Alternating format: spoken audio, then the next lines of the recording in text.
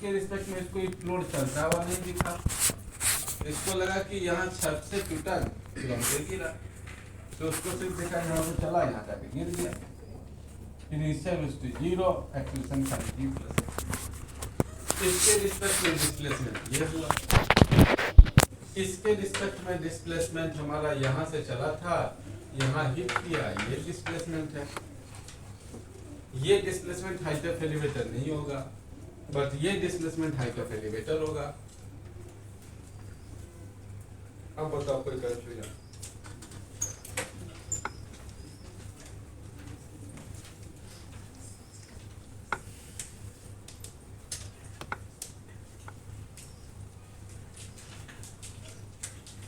और कुछ बी के केस में तो सर एलिवेटर का हाइट ही डिस्प्लेसमेंट हो जाएगा। किसके रिस्पेक्ट में? बी के रिस्पेक्ट में। बिल्कुल।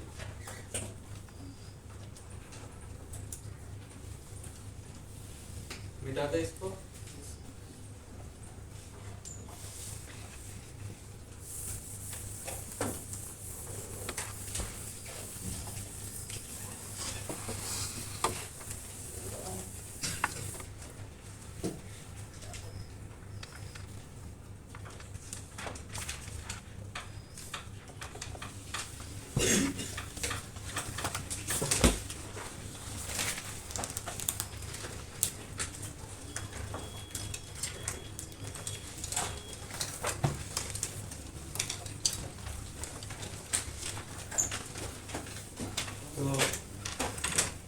लॉज ऑफ मोशन में हम लोग कॉज ऑफ मोशन पढ़ेंगे, हम इसको कॉज ऑफ मोशन कहते हैं। लॉज ऑफ मोशन कम, इसको बोलते हैं कॉज ऑफ मोशन। अभी तक हम लोग मोशन का कॉज के बारे में सोचते भी नहीं थे, ये मोशन में क्यों है, क्यों वर्ड लगाते नहीं थे, कारण नहीं पूछते थे, क्यों मूव कर। ठीक है, तो लॉज ऑफ मोशन में हम लोग कॉज ऑफ मोशन को देखते हैं। फोर्स ही किसी बॉडी के, फोर्स का डेफिनेशन क्या कहते हैं हम लोग? तो अब वो डेफिनेशन जो लिटरेचर है, लिटरेचर को भूल जाते हैं। एक लाइन में कहते हैं force is the cause of acceleration. बिना फोर्स के एक्सीलरेशन नहीं होगा। जब तक फोर्स नहीं होगा अनबैलेंस्ड बॉडी पर, बॉडी एक्सीलरेट कर ही नहीं सकता है। ठीक है, तो अब फोर्स को एक लाइन में लिखो, force is the cause of acceleration.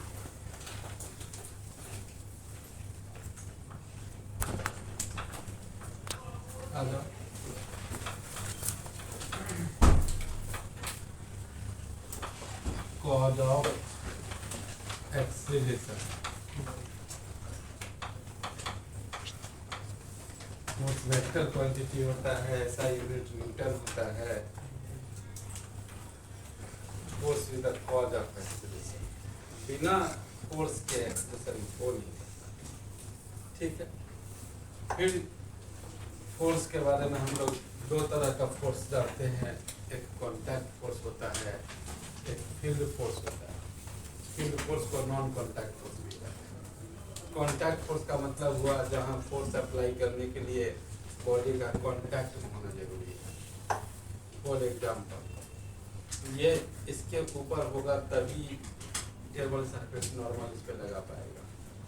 हवा में होगा तो ये कहाँ से नॉर्मल इस पे लगाएगा? इन दोनों के बीच में नॉर्मल फोर्स एक्ट करने पर इसका कांटेक्ट होना जरूरी है। ये बॉडी अगर इसके ऊपर स्लाइड कर रहा है तो इस पर फ्रिक्शन, ये टेबल सरफेस अप्लाई करता होगा, तो इस फ्रिक्शन को लगने के लिए इसका इसके संपर्क में होना जरूरी है। ये हवा में चल रहा होगा तो ये फ्रिक्शन कैसे लगाएगा? तो कुछ फोर्सेस ऐसे हैं जिस फोर्स के एक्ट करने के लिए दो बॉडी का कांटेक्ट होना जरूरी है, तभी फोर्स लग पाएगा, अदरवाइज फोर्स नहीं लगेगा। हम उसको कांटेक्ट फोर्स कहते हैं। जैसे स्ट्रेन का फोर्स है, जैसे नॉर्मल कांटेक्ट फोर्स है, नाम ही है normal contact force, normal force. जैसे फ्रिक्शन फोर्स है। लेकिन चार्ज अगर कहीं इस पॉइंट पर है तो ये चार्ज तो दूसरे चार्ज के ऊपर दूर से भी फोर्स लगा देगा। कोई जरूरी नहीं कि दोनों दूसरे के साथ ही सटा हुआ। जैसे ग्रेविटी लगाता है अर्थ, ग्रेविटी लगातार, तो ग्रेविटी एक्ट करने के लिए कोई जरूरी नहीं हो कि अर्थ पे पड़ा, हवा भी है, ग्रेविटी लग रहा है। तो ग्रेविटी के एक्ट करने के लिए, इलेक्ट्रोस्टैटिक फोर्स के एक्ट करने के लिए, मैग्नेटिक फोर्स को एक्ट करने के लिए दो बॉडी का कांटेक्ट में होना कोई नेसेसरी कंडीशन नहीं है, ठीक है। तो हम ऐसे फोर्स को नॉन कांटेक्ट फोर्स या फील्ड फोर्स कहते हैं, एक्शन एट ए डिस्टेंस जो वर्ड यूज करते हैं। और कांटेक्ट फोर्स हुआ जब फोर्स को एक्ट करने के लिए दो बॉडी का कांटेक्ट में होना जरूरी है, जिसमें नॉर्मल हुआ, फ्रिक्शन हुआ, स्ट्रिंग का टेंशन हुआ, ये सब कांटेक्ट फोर्स, ठीक है। तो सीधे आते हैं अब इस पे हम लोग Newton first law of motion, Newton first law of motion.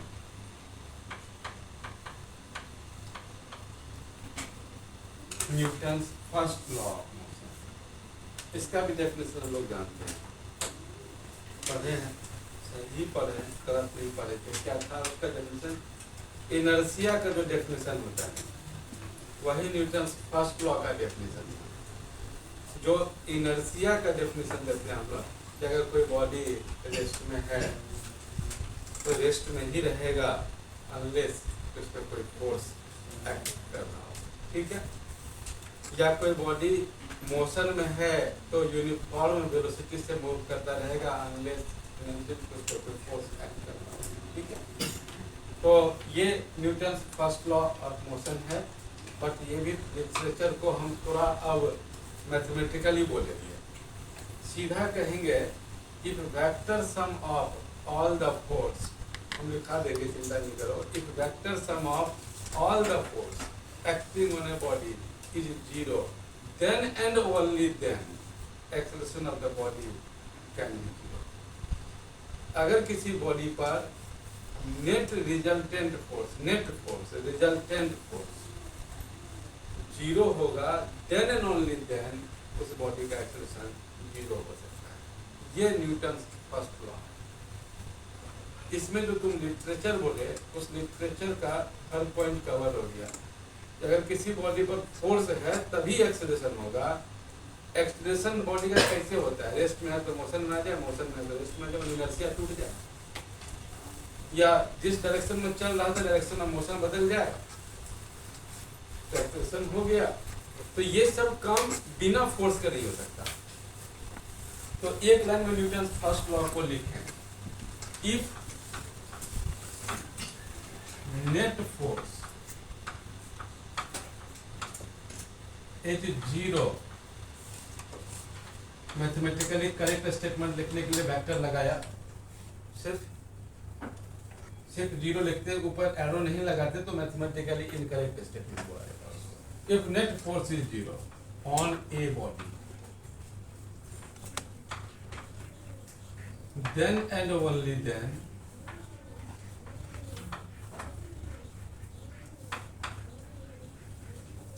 acceleration of the body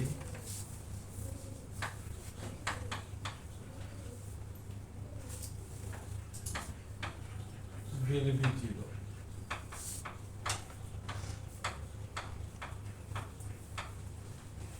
ये न्यूटन का फर्स्ट लॉ।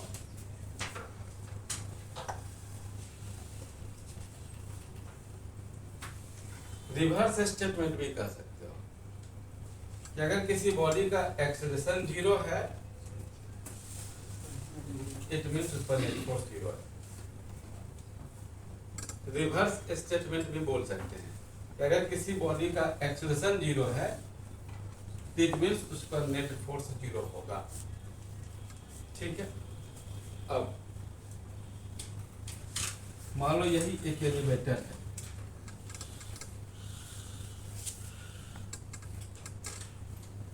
और इस एलिवेटर के छत से ये एक आइडियल स्ट्रिंग है। आइडियल स्ट्रिंग बोलते हैं जो मासलेस हो, जो मासलेस तो कंप्लीटली मासलेस तो कोई टर्म होता नहीं है, मतलब वेरी लाइट। इस स्ट्रिंग से जो ब्लॉक बंधा हो उस ब्लॉक के मास के रिस्पेक्ट में अगर स्ट्रिंग का मास बहुत कम होता है तो हम कह देते हैं कि स्ट्रिंग मासलेस है। दूसरा, नॉन स्ट्रेचेबल, स्ट्रेच ना होता हो स्ट्रिंग, तो हम इसे आइडियल स्ट्रिंग कहेंगे। तो ये एक आइडियल स्ट्रिंग है जिसका एक एंड एलिवेटर के छत से बांध दिया और दूसरे एंड पर एक ब्लॉक को हैंग कर दिया, मान लो इसका मास है और ये एलिवेटर लिफ्ट अपवर्ड डायरेक्शन में एक्सीलरेट कर, कुछ एक्सीलरेशन दे दिया एलिवेटर। अब दो ऑब्जर्वर लेते हैं, एक ऑब्जर्वर जो ग्राउंड पे खड़ा हो और एक ऑब्जर्वर जो इस लिफ्ट के एलिवेटर के इनसाइड में ही खड़ा है। सपोज करो ये ऑब्जर्वर ए है और ये ऑब्जर्वर बी है। दोनों ऑब्जर्वर इस ब्लॉक को ऑब्जर्व कर रहा है, दोनों ही ऑब्जर्वर इस ब्लॉक के मोशन का एनालिसिस कर रहा है। अगर ऑब्जर्वर ए से पूछे कि ये ब्लॉक एक्सीलरेटेड है, इसका एक्सेलरेशन 0 है, तो क्या रिप्लाई आएगा? एक्सीलरेशन है। और ऑब्जर्वर बी से पूछे कि क्या इसका एक्सेलरेशन 0 है कि इसके पास कुछ एक्सेलरेशन नॉन 0 है, तो 0 बताएगा। दोनों ऑब्जर्वर का अपना अपना कंक्लूजन है। क्लियर? अब जरा सोचो, दोनों ऑब्जर्वर इस ब्लॉक का फोर्स डायग्राम बना रहा है। फोर्स डायग्राम का मतलब कि ये भी ट्राई कर रहा है कि इस पे कौन कौन सा फोर्स है उसको एनालाइज करे, और ये ऑब्जर्वर भी ट्राई कर रहा है कि इस पे कौन कौन सा फोर्स है उसको एनालाइज करते हैं। दोनों ऑब्जर्वर इस ब्लॉक पर लगने वाले फोर्स को एनालाइज करना चाह रहा है। ठीक है, तो ऑब्जर्वर ए जो दिख रहा है, ऑब्जर्वर ए, इससे पूछा कि बताओ तो इस ब्लॉक के ऊपर कौन सा फोर्स है, तो कहेगा ऊपर स्ट्रिंग लगा हुआ है। तो स्ट्रिंग अगर टॉट है, स्ट्रिंग टाइट है, लूज नहीं है, स्लैक्ड नहीं है, तो स्ट्रिंग के ऊपर फोर्स होगा जो इस ब्लॉक पर एक्ट करता होगा। स्ट्रिंग का फोर्स हमेशा पुलिंग नेचर का होता है। स्ट्रिंग का फोर्स कभी भी बॉडी को पुश नहीं कर सकता। इससे एक स्ट्रिंग को बांध लें और बांध करके हम धक्का नहीं दे सकते स्ट्रिंग से कि वो खिसक जाएगा। तो स्ट्रिंग किसी को पुश नहीं कर सकता, स्ट्रिंग बांध करके खींच करके ले जा सकते हैं। स्ट्रिंग फोर्स हमेशा पुल करता है। तो इस ब्लॉक को ऐसा नहीं कि ऊपर वाला स्ट्रिंग नीचे की तरफ धक्का देगा। स्ट्रिंग का फोर्स हमेशा पुलिंग सेंस में होगा और एलोंग द स्ट्रिंग होगा। तो स्ट्रिंग का टेंशन होगा एलोंग द स्ट्रिंग, स्ट्रिंग के लाइन पर ही, स्ट्रिंग के एलोंग पुलिंग सेंस में होगा। और दूसरा फोर्स इस पे दिख रहा है कि अर्थ इस पे ग्रेविटी लगाएगा, तो ग्रेविटी ऑलवेज वर्टिकली डाउनवर्ड होगा, दैट इज mg। ये ऑब्जर्वर ए ने कंक्लूड किया फोर्स डायग्राम। ऑब्जर्वर बी से पूछा तो ये बोला कि ये ब्लॉक है, उसको भी तो बस यही दो फोर्स दिखाई दिया और कोई को दिख नहीं रहा, कोई सोर्स तो और फोर्स का देखा नहीं, एक तो ग्रेविटी दिखाई दिया, एक स्ट्रिंग, और कोई चीज के अगल बगल में इंटरेक्ट कर नहीं रहा था जो फोर्स लगाएगा। फोर्स लगाने के लिए इंटरेक्शन होना जरूरी है। अर्थ इंटरेक्ट करता है अपने फील्ड के थ्रू, स्ट्रिंग इंटरेक्ट करता है ब्लॉक के साथ, तभी फोर्स लगता है।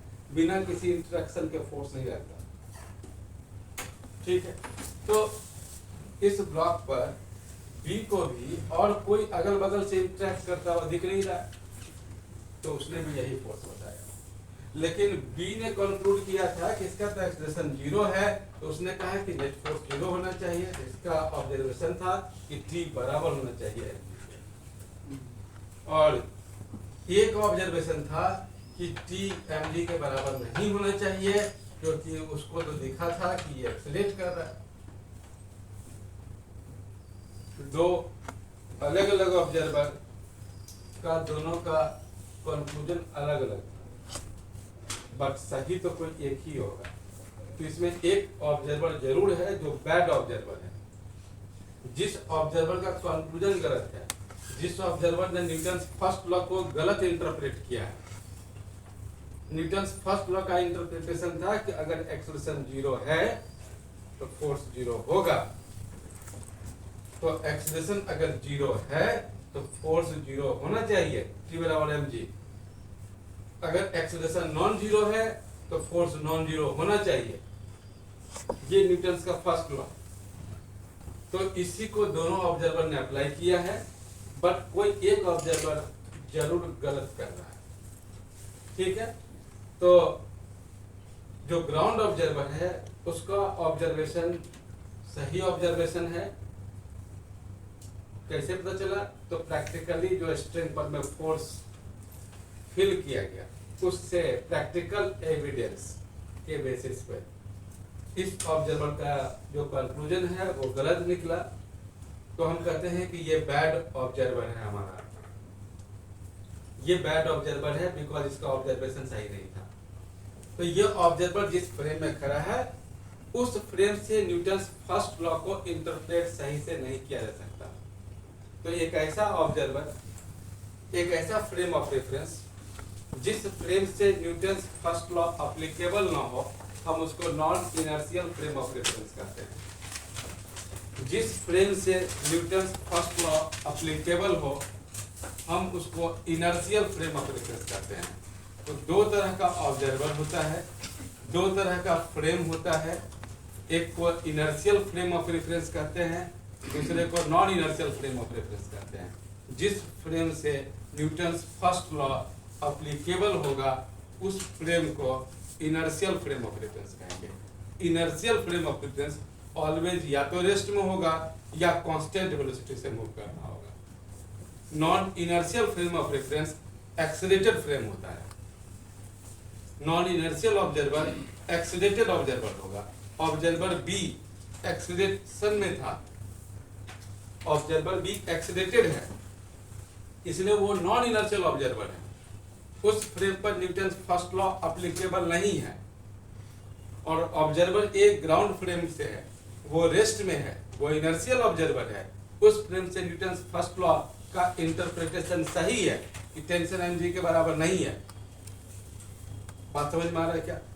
तो दो तरह का ऑब्जर्वर हमने यहाँ से डिफाइन किया। एक को इनर्शियल ऑब्जर्वर कहा, ऑब्जर्वर लिखो या फ्रेम ऑफ रेफरेंस लिखो, दोनों एक ही बात है। इनर्शियल ऑब्जर्वर बोलूं या इनर्शियल फ्रेम ऑफ रेफरेंस बोले, दोनों एक ही बात होता है।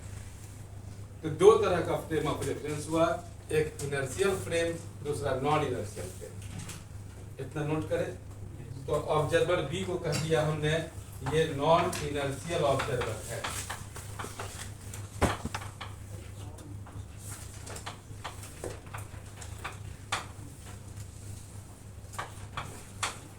फॉल्स कंक्लूजन, इसका कंक्लूजन गलत था। नॉन इनर्शियल ऑब्जर्वर उसको बोलेंगे an observer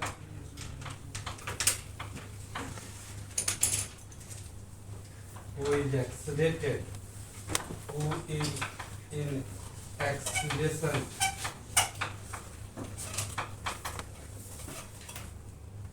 accelerated motion with respect to an inertial observer.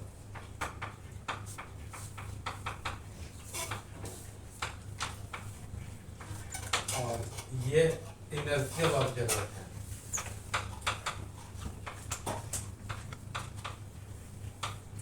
जो अर्थ के रिस्पेक्ट में रेस्ट में हो और कांस्टेंट वेलोसिटी से चल रहा हो, ये इनर्शियल ऑब्जर्वर है।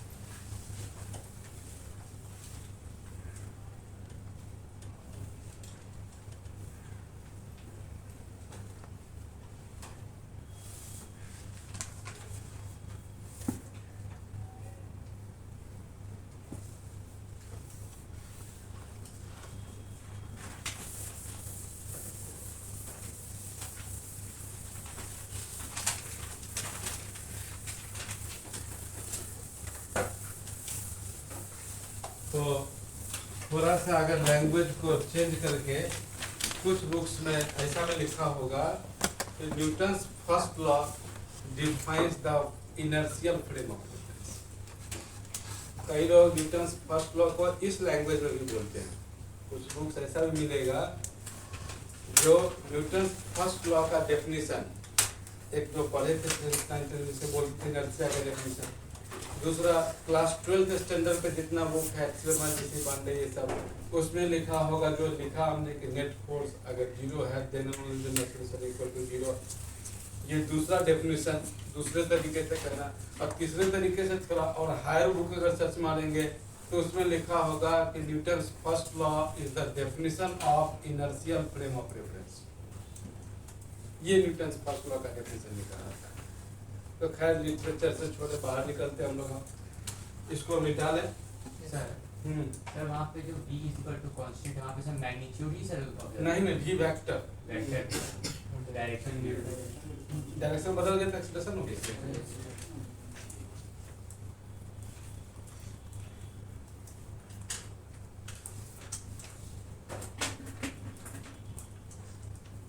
हम लोग हमेशा इनर्शियल फ्रेम रेफरेंस ही ना देखेंगे, मतलब अभी उसमें भी दोनों से देख सकते हैं। सर तो उसको जो रॉन्ग ऑब्जर्वेशन मिला था वो जो नॉन इनर्शियल फ्रेम से देख रहा, तो हम लोग भी कभी देखेंगे तो उसको करेक्ट करने का तरीका है।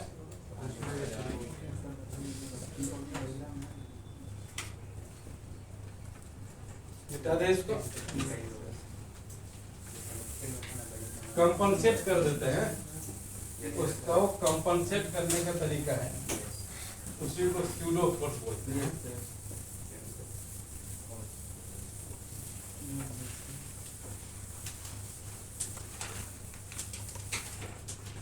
अब है न्यूटन सेकेंड लॉ।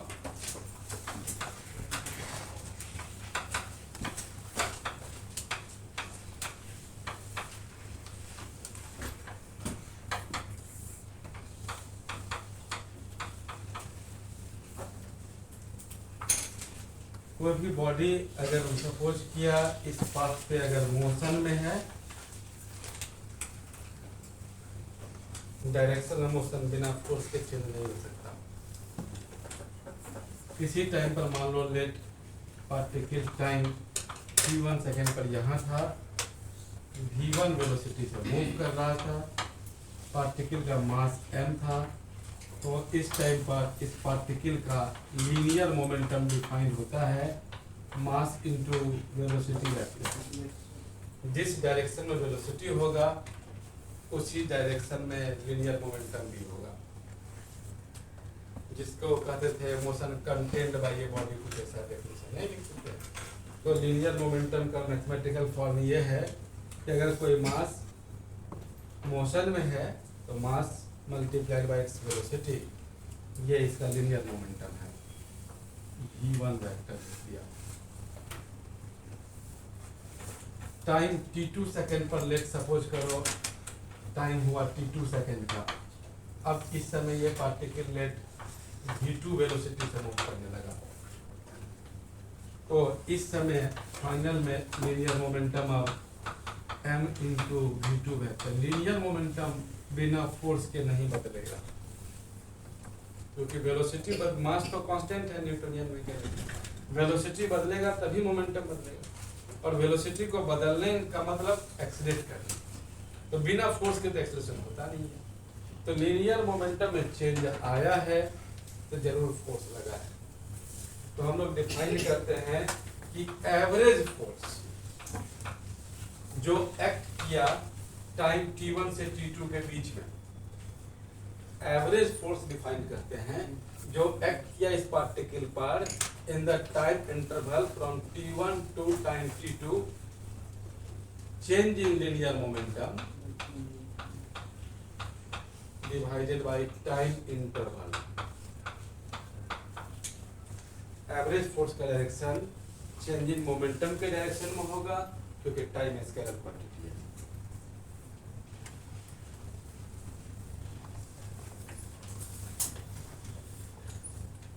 तो इसको लिख देते हैं हम लोग delta P vector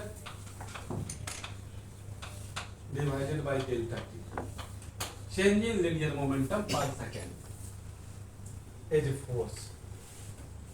so cross multiply करके ये भी लिख सकते हो कि डेल्टा पी वेक्टर कुछ और नहीं होता, ये average force into delta T होता है, जिस डायरेक्शन में फोर्स होगा उस डायरेक्शन में मोमेंटम बदलेगा।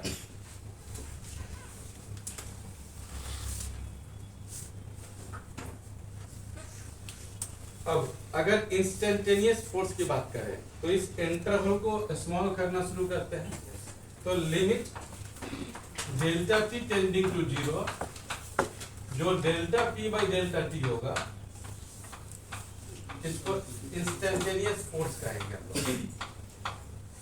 सो F vector is equal to dp by dt, this is rate of change of linear momentum।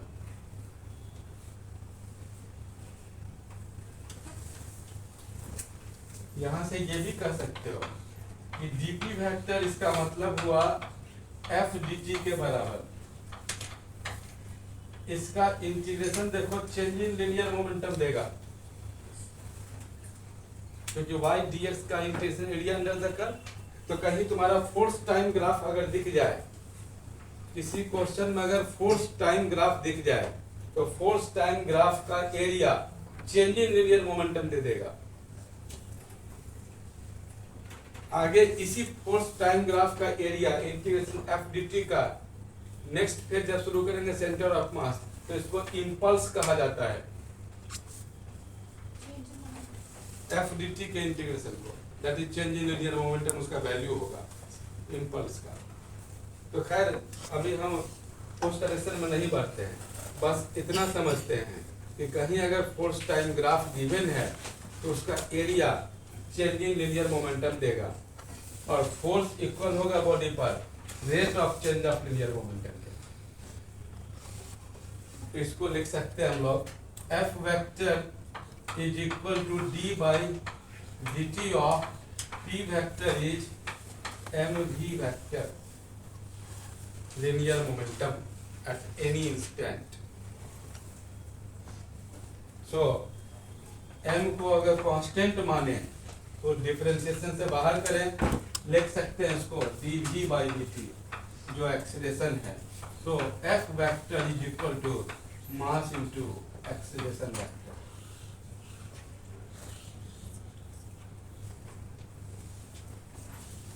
Acceleration इसका मतलब बॉडी का F बाई m होता है। इसी बॉडी पर अगर फोर्स F लगा है 100% उसका एक्सीलरेशन F बाई m होगा। जिस डायरेक्शन में फोर्स लगाओगे उसी डायरेक्शन में एक्सीलरेशन होगा। रिवर्स बोले, अगर जिस डायरेक्शन में एक्सीलरेशन है 100% उसी डायरेक्शन में रिजल्टेंट फोर्स होगा। बिना फोर्स के एक्सीलरेशन नहीं होगा। एक्सीलरेशन है तो फोर्स जीरो नहीं हो सकता। जिस डायरेक्शन में फोर्स है उसी डायरेक्शन में एक्सीलरेशन होगा ऑलवेज। जिस डायरेक्शन में फोर्स है उसी डायरेक्शन में एक्सीलरेशन होगा। रिवर्स भी कर सकते हो, जिस डायरेक्शन में एक्सीलरेशन है उसी डायरेक्शन में रिजल्टेंट फोर्स रहेगा। F is resultant of all the forces acting on the body. Here F is the resultant of all the forces active on the body। ठीक है।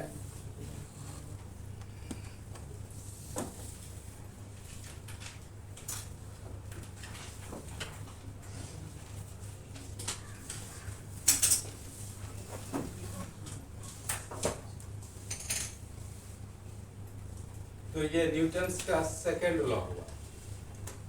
नेक्स्ट है Newton's third law.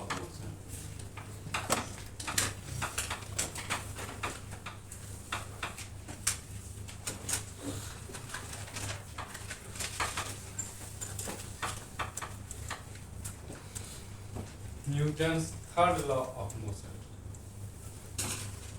Newton's third law of motion कहता है कि जब भी दो body interact कर रहा हो, कोई भी दो बॉडी, मान लो ये एक बॉडी ए है, ये एक बॉडी बी है, जब भी दो बॉडी एक दूसरे के साथ इंटरेक्ट करता है तो अगर बॉडी ए बॉडी बी के ऊपर फोर्स अप्लाई एफ कर रहा हो तो बॉडी बी भी बॉडी ए के ऊपर उतना ही फोर्स अपोजिट डायरेक्शन में अप्लाई करता है। If the force applied by the body A on body B is F, then the force applied by body B on body A has the same magnitude F but in the opposite direction. ये है Newton's third law. अगर इसको vector form में लिखे, force applied on B due to body A या by the body ए, अगर ये vector है तो force acting on the body A due to body B, अगर ये वेक्टर हो तो ये दोनों वेक्टर का मैग्नीट्यूड बराबर होगा, बस डायरेक्शन अपोजिट होगा। तो एक दूसरे का निगेटिव वेक्टर ऐसे लिख सकते हैं इसको हम लोग, मैग्नीट्यूड बराबर से डायरेक्शन अपोजिट है। इसको ही एक्शन रिएक्शन पेयर कहा जाता है, इसे ही एक्शन रिएक्शन पेयर कहा जाता है। इसी एक को एक्शन कह दो तो दूसरे साइड वाला फोर्स रिएक्शन है उसका, इसी को हम लोग एक्शन रिएक्शन पेयर कहते हैं।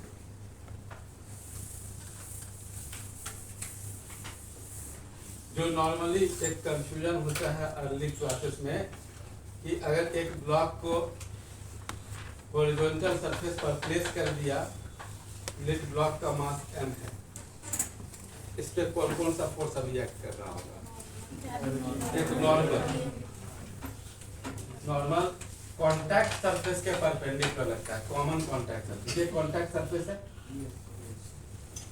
ये ब्लॉक का सरफेस, अब ये ग्राउंड, दोनों दूसरे के कांटेक्ट में है। तो अगर कांटेक्ट में है तो ब्लॉक का ये सरफेस जो इस ग्राउंड के कांटेक्ट में है, इस कांटेक्ट सरफेस के परपेंडिकुलर ब्लॉक पर नॉर्मल लगा, ठीक है। और ब्लॉक का ग्रेविटी किधर लगेगा? तो क्या ये दोनों एक्शन रिएक्शन पेयर है? नहीं, ये सही बताया, एक्शन रिएक्शन नहीं है, बिकॉज ये फोर्स अप्लाई अर्थ ने किया है, ठीक है, और ये नॉर्मल अप्लाई इस सरफेस ने किया है। ये सरफेस तो टेबल का सरफेस भी हो सकता है, वो तो अर्थ नहीं है, ठीक है। तो ये एक्शन रिएक्शन नहीं है तो ऑलवेज n बराबर mg हो, तुरंत हम लोग लिख देते हैं n बराबर mg। ऑलवेज n बराबर mg नहीं लिखना है, बात समझ में आ रहा है क्या? क्योंकि ये action reaction pair, action reaction pair क्या है? ये n किसने लगाया? तो टेबल पर ये ब्लॉक लगाएगा, नीचे की तरफ कुछ नहीं है। ये दोनों एक्शन रिएक्शन है, और ये दोनों फोर्सेस एक ही बॉडी पर एक्ट नहीं कर रहा है। ये n तो सरफेस पे लगा जो ब्लॉक ने लगाया, और ये n तो ब्लॉक पे लगा जो सरफेस में लगाया। तो ये दोनों फोर्स एक ही बॉडी पे नहीं है जो मानेंगे कि कैंसिल कर गया। एक ही बॉडी पर दोनों फोर्स रहता है अपोजिट से, तब ना कैंसिल। ये दोनों फोर्स तो बस एक ही बॉडी पे नहीं लग करके दो डिफरेंट बॉडी पे लग रहा है। तो हम मोस्ट ऑफ द टाइम्स हम ब्लॉक के मोशन को एनालाइज कर रहे होंगे, ब्लॉक का फोर्स डायग्राम बना रहे होंगे। तो जब हम ब्लॉक पर में फोर्स को शो कर रहे होंगे कि इस ब्लॉक पर कौन सा फोर्स है, तो ब्लॉक पर ये n दिखाएंगे इस तरीके से, mg दिखाएंगे डाउनवर्ड डायरेक्शन में। इस फोर्स को नहीं शो करेंगे क्योंकि ये फोर्स ब्लॉक पे है ही नहीं, ये ब्लॉक तो सरफेस पे है। यही दो फोर्स दिखाया जाएगा। बात समझ में आ गया क्या? तो ये है हमारा न्यूटन्स थर्ड लॉ। ये है normal contact force. Normal contact force हमेशा कांटेक्ट सरफेस के परपेंडिकुलर डायरेक्शन में एक्ट करेगा। कांटेक्ट सरफेस, यही सरफेस कांटेक्ट में था ग्राउंड के यहाँ पर। कांटेक्ट सरफेस के परपेंडिकुलर नॉर्मल कांटेक्ट फोर्स का डायरेक्शन में क्या क्लियर है यहाँ पे हम लोग?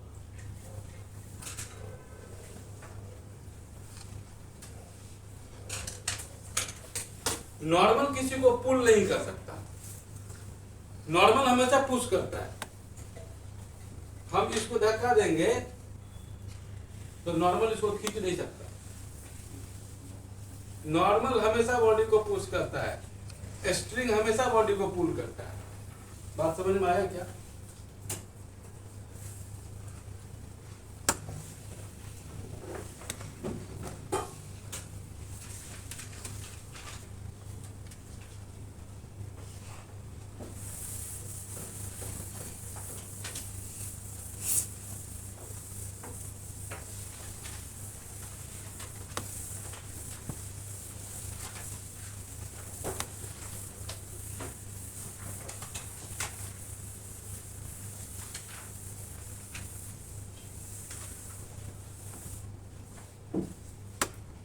अगर किसी बॉडी पर सभी फोर्स का रिजल्टेंट जीरो है, सभी फोर्सेस का रिजल्टेंट अगर जीरो हो गया, if resultant of all the force is zero on a body, it means कि उस बॉडी का एक्सीलरेशन जीरो होगा 100%। एक्सीलरेशन जीरो का दो केस, कि या तो वेलोसिटी जीरो ही हमेशा रह गया होगा, या जो होगा वो कांस्टेंट रह गया होगा। इस केस को स्टैटिक इक्विलिब्रियम कहा जाता है, तो बॉडी स्टेशनरी ही रहा हमेशा। और इस केस को डायनामिक इक्विलिब्रियम कहा जाता है। तो इक्विलिब्रियम कोई भी हो, फोर्स जीरो होगा। कहीं भी क्वेश्चन में लिखा हो कि बॉडी इक्विलिब्रियम में है, मतलब है कि फोर्स जीरो है। रिजल्टेंट फोर्स जीरो होगा तभी बॉडी इक्विलिब्रियम में होगा। क्लियर? तो बॉडी अगर किसी क्वेश्चन में मिले कि बॉडी इक्विलिब्रियम में है, तो सीधा दिमाग में जाना चाहिए कि फोर्स डायग्राम बनाओ और रिजल्टेंट फोर्स को जीरो इंश्योर करो। ठीक है?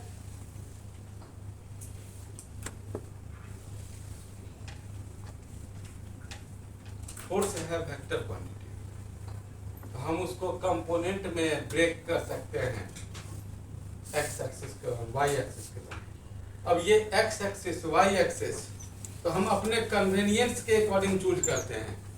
जैसे प्रोजेक्टाइल में ही एक्स एक्सिस इंक्लाइंड प्लेन के लॉन्ग मान लिए थे, वाई एक्सिस इंक्लाइंड प्लेन के नॉर्मल मान लिए थे। ग्राउंड से प्रोजेक्टाइल का क्वेश्चन बना रहे थे तो एक्स एक्सिस हॉरिजॉन्टल माने थे, वाई एक्सिस वर्टिकल माने थे।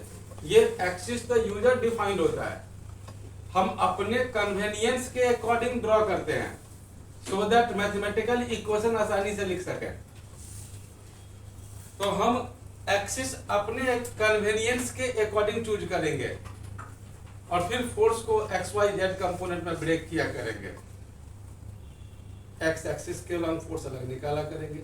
जो फोर्स बॉडी पर एक्स एक्सिस के लॉन्ग होगा वो बॉडी में एक्स एक्सिस के लॉन्ग एक्सेलरेशन क्रिएट करेगा। जो फोर्स बॉडी पर वाई एक्सिस के लॉन्ग होगा वो बॉडी में वाई एक्सिस के लॉन्ग एक्सेलरेशन क्रिएट करेगा। यहाँ भी फोर्स तीनों ही डायरेक्शन में इंडिपेंडेंट अपना इफेक्ट क्रिएट करता है। फोर्स के हॉरिजॉन्टल कंपोनेंट के कारण हॉरिजॉन्टल एक्सेलरेशन होगा, फोर्स के वर्टिकल कंपोनेंट के कारण वर्टिकल एक्सेलरेशन होगा। अगर हॉरिजॉन्टल में नेट फोर्स जीरो है, इट मींस हॉरिजॉन्टल में एक्सेलरेशन जीरो होगा। अगर बॉडी पर वर्टिकल में नेट फोर्स अगर नॉन जीरो है, इट मींस वर्टिकल में बॉडी के पास कुछ एक्सेलरेशन होगा।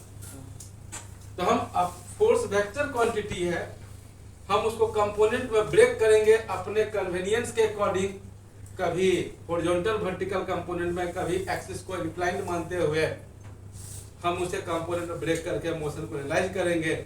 जिस डायरेक्शन का फोर्स लिखेंगे उसी डायरेक्शन का एक्सेलरेशन लिखेंगे कॉस्ट। ठीक है? मतलब फोर्स इन हॉरिजॉन्टल डायरेक्शन बराबर मास गुने horizontal acceleration, force in vertical direction बराबर मास गुने वर्टिकल एक्सेलरेशन। क्लियर है? तो अगर बॉडी के ऊपर दो या दो से ज्यादा फोर्सेस साइमल्टेनियसली एक्ट करता हो, तो जितने भी फोर्स बॉडी पे एक्ट करता होगा उन सभी फोर्स का रिजल्टेंट वेक्टर सम करो, एक्स कंपोनेंट को अलग करो रिजल्टेंट का, वाई का अलग, जेड का अलग। वेक्टर को सम करना होता तो आई कैप के कोएफिशिएंट को एक साथ जोड़ते हैं, जे कैप का कोएफिशिएंट एक साथ। तो अगर मोर देन वन फोर्सेस किसी बॉडी पर साइमल्टेनियसली एक्ट कर रहा है तो सभी फोर्स के एक्स कंपोनेंट को एक साथ ऐड किया और ये कंपोनेंट रिस्पांसिबल होगा बॉडी के एक्स एक्सिस के लॉन्ग एक्सेलरेशन के लिए। बात समझ में आ रहा है क्या? Similarly for Y and Z axis.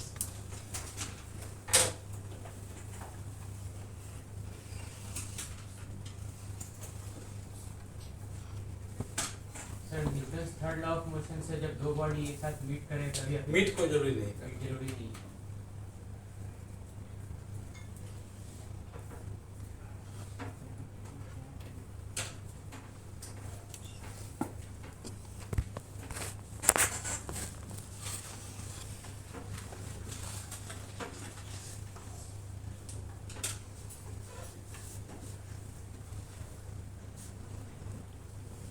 तो अब इसका एप्लीकेशन है न्यूटन्स का यही 3 लॉ था और अब पूरा चैप्टर इसका एप्लीकेशन चलेगा। ठीक है, यही 3 लॉ है, थ्योरी के नाम पर बस इतना ही है और अब इसी का हम लोग एप्लीकेशन करेंगे। चलिए, एप्लीकेशन में यूज क्या होगा, नेट फोर्स 0 है तो 0 होगा, बॉडी इक्विलिब्रियम में होगा।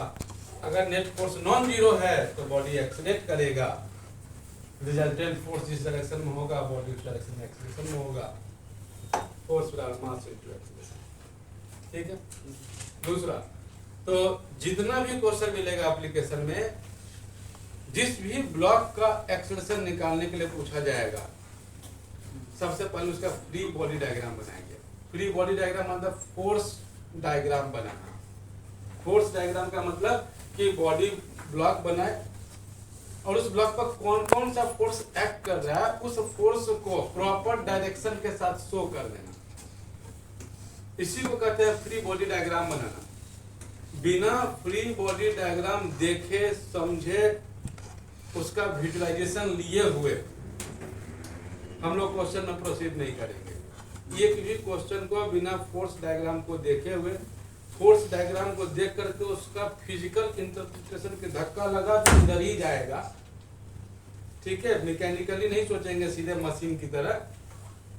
अगर फोर्स लगा है तो वो उधर ही जा रहा होगा, इसका अंदर अंदर बोध होना चाहिए कि उधर ही जाएगा, धक्का उधर लगा है। बात समझ में आ रहा है क्या? तो इस तरीके से चीजों को फिजिकली विजुलाइज करने के बाद ही इक्वेशन को लिखना शुरू करें। ठीक है, तो जैसे अब क्वेश्चन लेते हैं,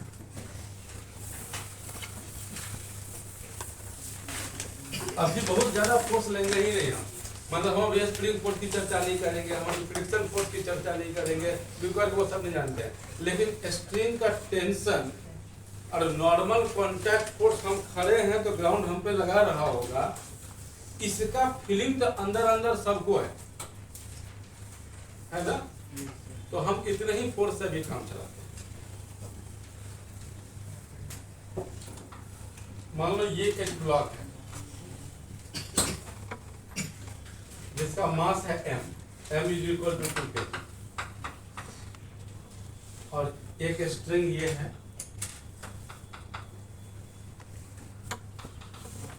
हॉरिजॉन्टल से 30 डिग्री पर ये स्ट्रिंग 1 है और एक स्ट्रिंग ये स्ट्रिंग 2 है। इन दो स्ट्रिंग की हेल्प से बॉडी को इक्विलिब्रियम में मेंटेन किया गया। Block is in equilibrium, block equilibrium में है। हॉरिजॉन्टल स्ट्रिंग पर क्या टेंशन होगा? Find the tension on the horizontal string. The block is maintained in equilibrium by using 2 strings. नाम रखें string 2 string 1। एक स्ट्रिंग पर एक ही टेंशन होगा, स्ट्रिंग बदल गया दूसरे स्ट्रिंग पर फिर दूसरा टेंशन होगा, लेकिन एक स्ट्रिंग पर एक ही टेंशन होगा। आइडियल स्ट्रिंग की बात करते हैं हम लोग आइडियल स्ट्रिंग की बात करें। आइडियल स्ट्रिंग मतलब मासलेस हो और नॉन स्ट्रेचेबल है।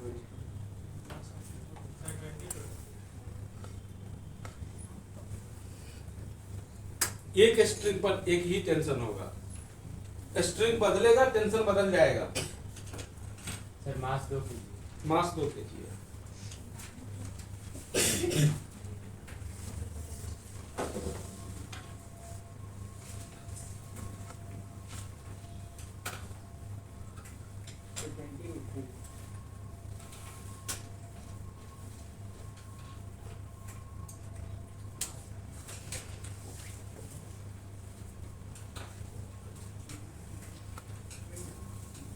Sir, 2 3G.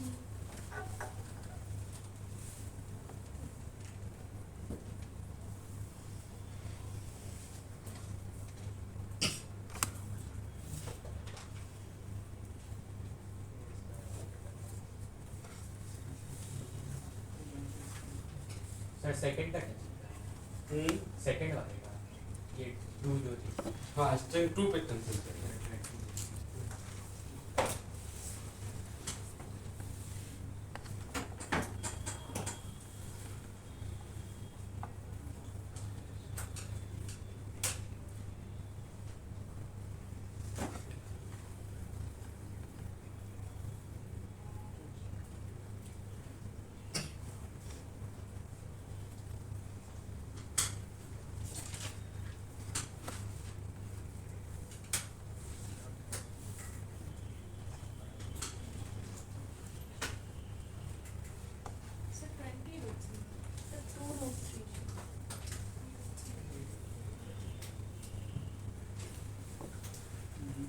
ये स्ट्रिंग इस पे किधर टेंशन लगाएगा?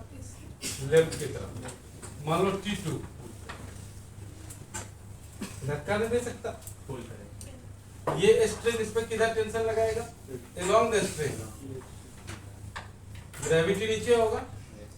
इन तीन फोर्स का रिजल्टेंट 0 है। तो एक लामीज थ्योरम भी होता है, वो भी यूज कर सकते हो जब चाहो तो। तीन वेक्टर का रिजल्टेंट जब 0 हो जाए, मान लो किसी पॉइंट पर एक फोर्स इधर लग रहा है कुछ F1, एक फोर्स लग रहा है इधर F2, ठीक है, एक फोर्स F2, और इन तीन फोर्स का रिजल्टेंट अगर 0 है, इन तीन फोर्स का रिजल्टेंट अगर F1 vector, F2 vector, F3 vector को ऐड किया, रिजल्टेंट हो गया 0।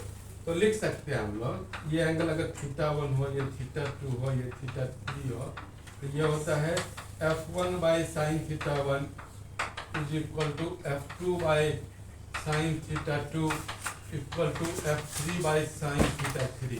समझे? ये लामीज थ्योरम है।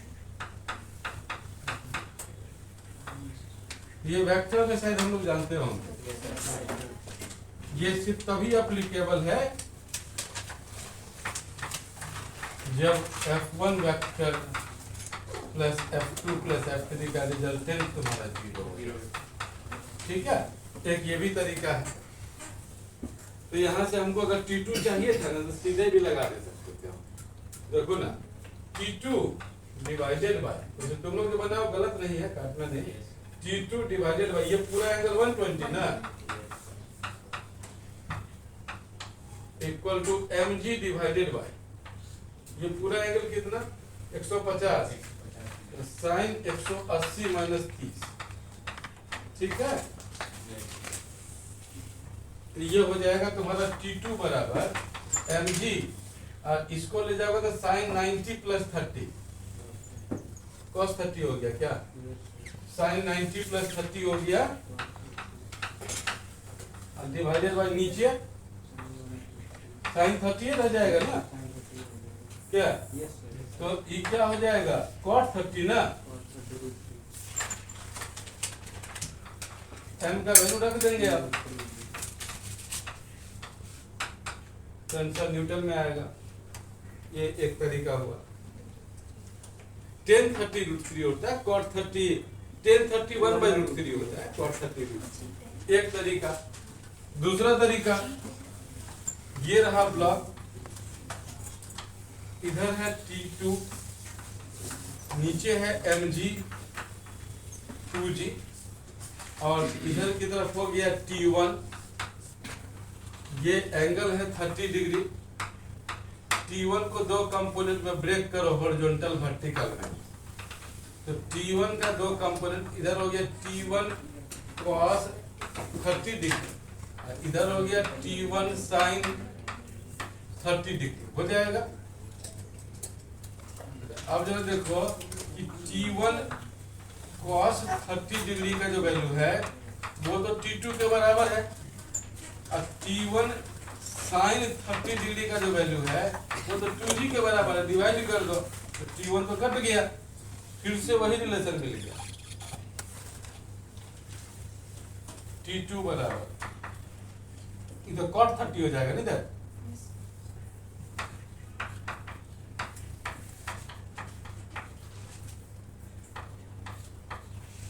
देखो T2 आ गया।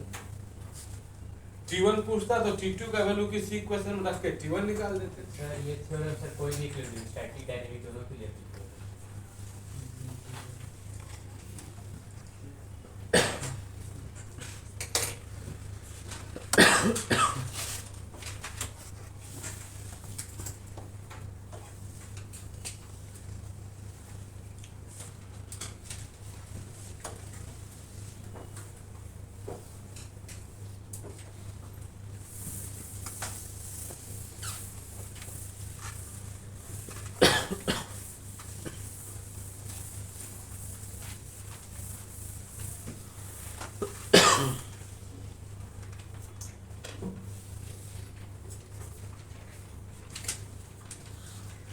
ये सिलिंड्रिकल कंटेनर है, ठीक है, एक सिलिंड्रिकल कंटेनर।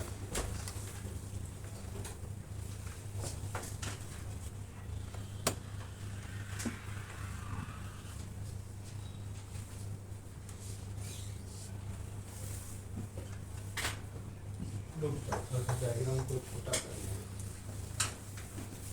या रहने दो, चलेगा कोई बात नहीं। ये एक बॉल है जिसका मास है m, ठीक है, और यहाँ पे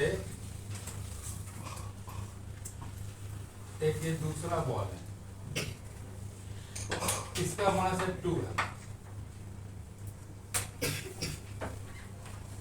ये दो बॉल है, ठीक है, तो इसका मास 2m। एक नॉर्मल कांटेक्ट फोर्स यहाँ से लगता होगा कुछ,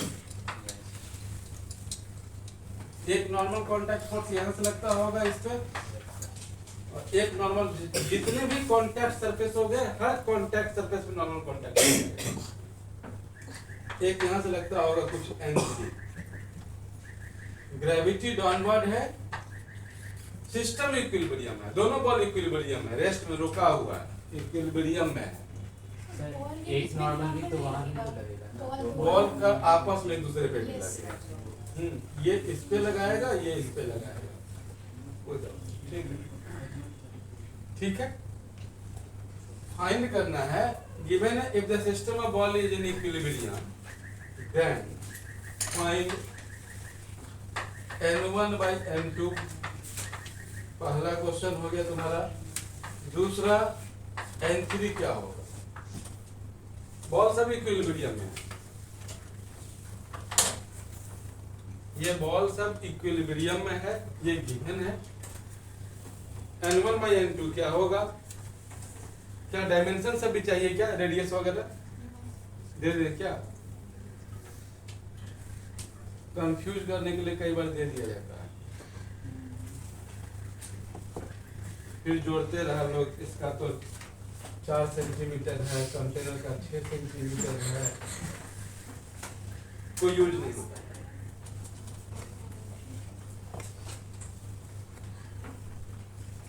सर मास एक m है और एक 2m है।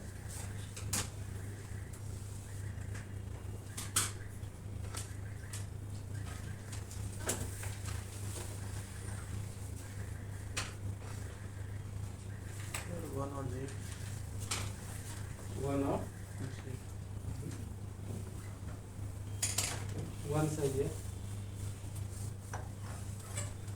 2 गलत। माइनस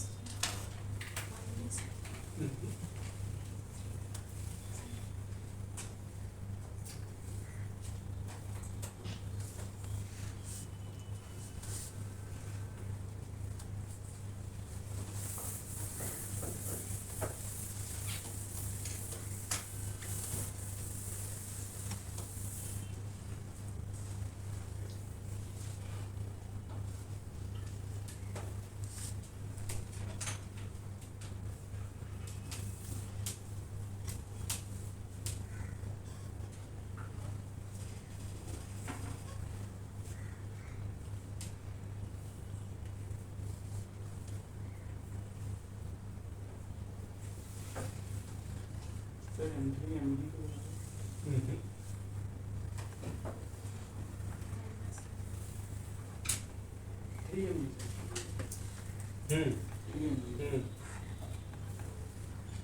सर उसका रेशियो बनेगा।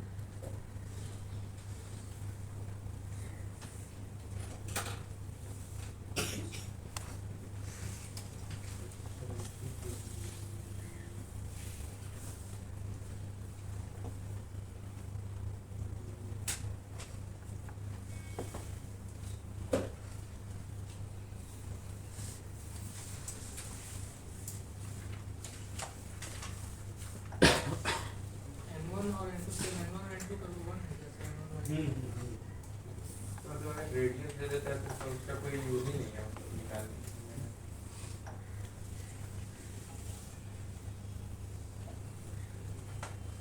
एक चीज बताओ, ये हिल रहा है अपनी जगह से क्या, ये अपनी जगह से हिल रहा है क्या, तो तुम इसको 2 बॉल काहे मानते हो? हमको तो लगता है कि कोई फेविकॉल खरीद के लाया है बाजार से, दोनों को चिपका दिया। हमको तो लगता है कि किसी ने फेविकॉल लेकर के दोनों बॉल को चिपका दिया, जब दोनों हिल ही नहीं सकता, न ये इसके ऊपर लुढ़क सकता है, तो ये तो ऐसा लग रहा है जो एकदम लकड़ी का ऐसा एक टॉय था, और जिसको इस सिलेंडर में रख दिया, एक के गो बॉडी ऐसा फील किया। अब इस पे फोर्स तो दोनों मिला करके वेट हो गया, मास हो गया 3m, दोनों का वेट एक के जगह, दोनों वर्टिकल डाउनवर्ड ही है, दोनों जोड़ के हुआ कितना, कौन रोक रखा है इसको, इसका तो कहीं कांटेक्ट ही नहीं नीचे। अब तो तुम जब इन दोनों को मिला दिए एक में, ये इस पे लगाया F इधर, ये इस पे लगाया F इधर, दोनों को मिला के डायग्राम बनाओ तो दोनों तो इंटरनल फोर्स हो गया, ये इंटरनल फोर्स है, जब बॉडी आपस में ही एक दूसरे पर लगा रहा। अगर हम इस बॉल का अलग सोचते तो फिर ये F इंटरनल नहीं होता। अगर हम सिर्फ इस बॉल का एफबीटी बनाते,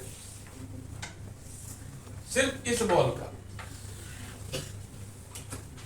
तो उस समय इसका ग्रेविटी लिखते, यहां से नॉर्मल लिखते, यहां से एक फोर्स लिखते, ये एफ भी एक्सटर्नल होता, क्योंकि ये जो एफ लगाने वाला है वो इस बॉडी का पार्ट नहीं है, इसलिए एक्सटर्नल फोर्स है, इसको लिखना पड़ेगा।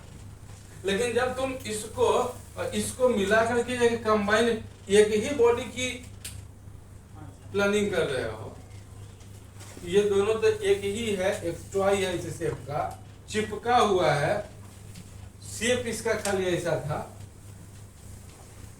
तब तो ये एफ लगाने वाला इस बॉडी का ही दूसरा वाला हिस्सा है, तो आपस में ही एक दूसरे पर फोर्स लगा रहा है। तो ये फोर्स तो यहाँ एक्सटर्नल था लेकिन यहाँ इंटरनल बन गया, और जब ये इंटरनल बन गया तो इंटरनल फोर्स कैंसिल हो जाता है।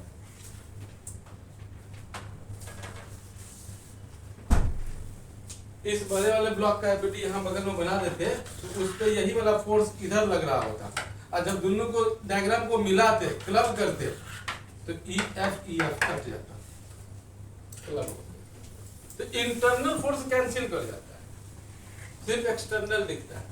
तो इसलिए जब हम इन दोनों को मिला के डायग्राम सोचे तो ई वाला फोर्स भूल गए, क्योंकि इस पे जो एफ लगा है वो इसका अपना ही दूसरा हिस्सा लगाया है, इस पे जो एफ लगा है वो इसी का पार्ट दूसरा हिस्सा लगाया है, तो ये इंटरनल फोर्सेस है। जैसे अगर इस रूम में जितने बच्चे हैं उनके अगर मार्क्स का एवरेज जोड़ा जाए तो हमारा सिस्टम यहाँ ये क्लासरूम हुआ, दूसरे क्लासरूम का जो स्टूडेंट हुआ वो इस सिस्टम का एक्सटर्नल मेंबर हुआ।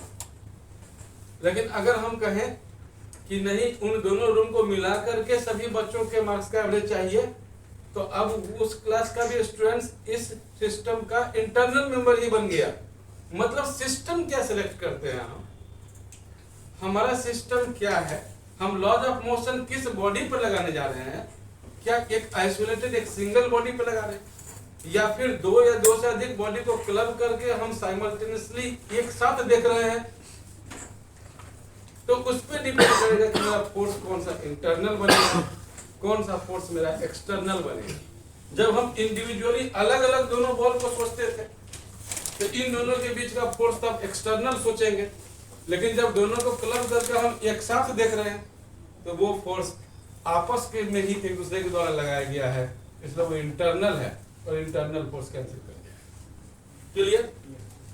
अब जो हमको ऐसा डायग्राम दिखाई दिया तो इसके वेट को कौन बैलेंस कर रहा है, इसका तो यहाँ तो कोई नॉर्मल है भी नहीं, कॉन्टेक्टेड नहीं है ग्राउंड से, इसका मतलब बस एक ही तो फोर्स है यहाँ से, इसके अलावा कोई वर्टिकल में तो फोर्स नहीं है इस खिलौने के ऊपर, इस टॉय पर कोई फोर्स नहीं वर्टिकल में ऊपर।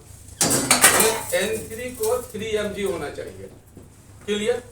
अब ये सोचो, यहाँ से N1 जो होगा ना ये भी एक्सटर्नल फोर्स होगा, क्यों? ये किसने लगाया? वाल ने। वाल मेरा सिस्टम का पार्ट नहीं है, मेरा सिस्टम है दोनों बॉल, तो ये N1 एक्सटर्नल है। सिमिलरली यहाँ से N2 लगेगा, N2 का डायरेक्शन क्या होगा? कॉन्टैक्ट सरफेस के परपेंडिकुलर। N1 का डायरेक्शन क्या होगा? कॉन्टैक्ट सरफेस के परपेंडिकुलर। क्या ये उधर जा रहा है क्या या इधर आ रहा है? हॉरिजॉन्टल में वेरिएंस है, मतलब N1 बराबर N2 होगा, तो रेशियो 1 होगा। Ratio is 1, N1 by N2 1 होगा, N3 3 mg होगा।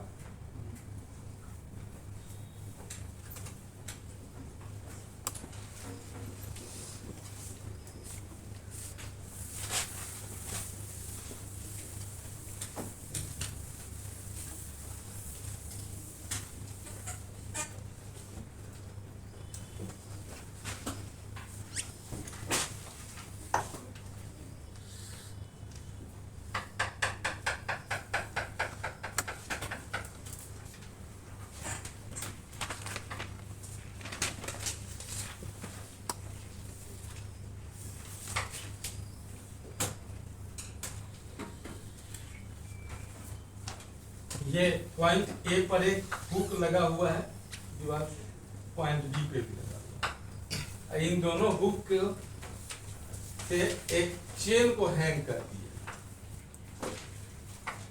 जिसका मास है m, acceleration due to gravity. एक चेन को हैंग किया गया है, हुक ए और बी से एक चेन को हैंग किया है। ये एंगल थीटा है, ये भी एंगल थीटा है, ठीक है। Find the tension on the chain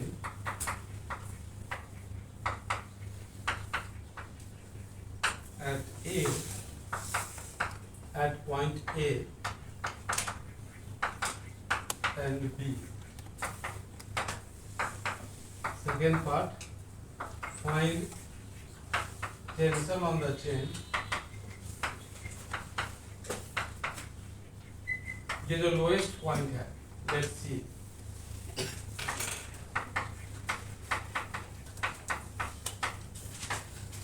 Assume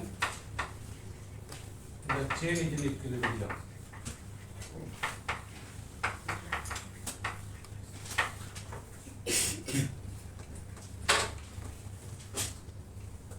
Assume the chain is in equilibrium.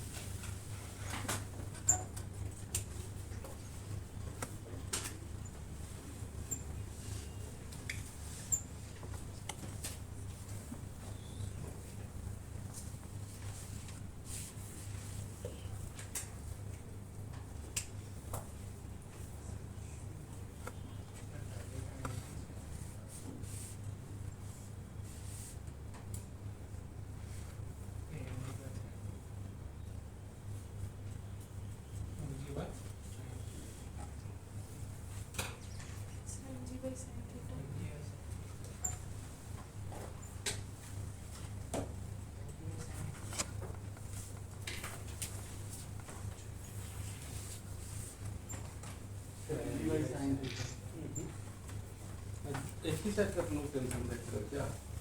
chain the tension on the chain at point A. mg by 2 से निकलता है,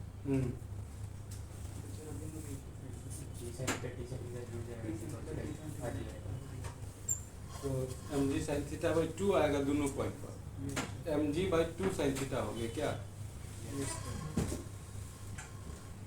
mg बाई 2 sin थीटा।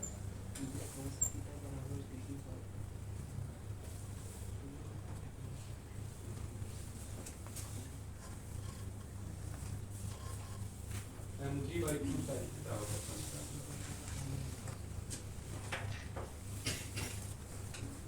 अच्छा, ये चेन जो होगा पॉइंट ए पर जो tension होगा, हुक पर में क्या धक्का देता होगा ऊपर? क्या ये चेन क्या करता होगा? किधर की तरफ? नीचे की तरफ। along the chain, स्ट्रिंग की तरह।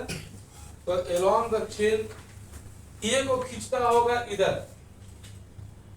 तो क्या ये नहीं खींचता होगा चेन को? एक्शन रिएक्शन किया। अगर चेन ने हुक पे फोर्स लगाया, चेन अपने पे ही अपने फोर्स तो नहीं लगाया, तो चेन ने इस हुक को खींचा ना, तो न्यूटन थर्ड लॉ से ये हुक भी चेन को खींचेगा ना। तो हुक ने जो फोर्स लगाया इस चेन पर, वो तो इंटरनल फोर्स नहीं ना है, क्योंकि हुक मेरा सिस्टम नहीं है। हम इस चेन का विधि बना रहे हैं। इस ये चेन है, हम इस चेन का विधि बनाने जा रहे हैं। इस चेन पे कौन कौन सा फोर्स है? एक इसका वेट है, और इस पॉइंट पर इसने पॉइंट ए पर हुक को खींचा था अपनी तरफ, तो हुक ने खींचा इसको अपनी तरफ, इक्वल फोर्स है। तो इस चेन ने जितनी फोर्स से हुक को खींचा था, वही तो टेंशन था। चेन पर जो टेंशन था, उसी टेंशन के कारण ए को अपनी तरफ खींचा होगा, तो उतने ही फोर्स से ए पर जो हुक है वो भी इसको अपनी तरफ खींचा होगा।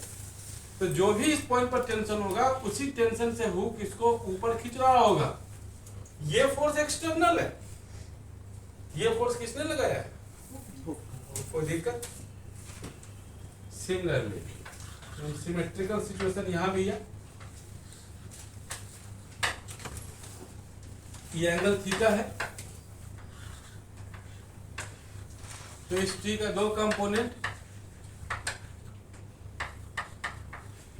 होगा। सिमिलरली इस टी का भी दो कंपोनेंट।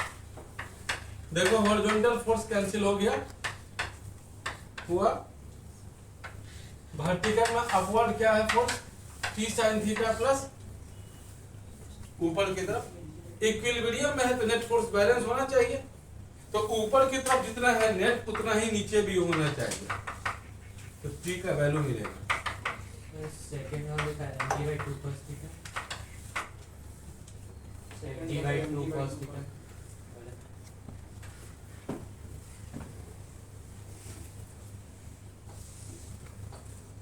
फर्स्ट पार्ट समझ गए, चलो सेकंड पार्ट।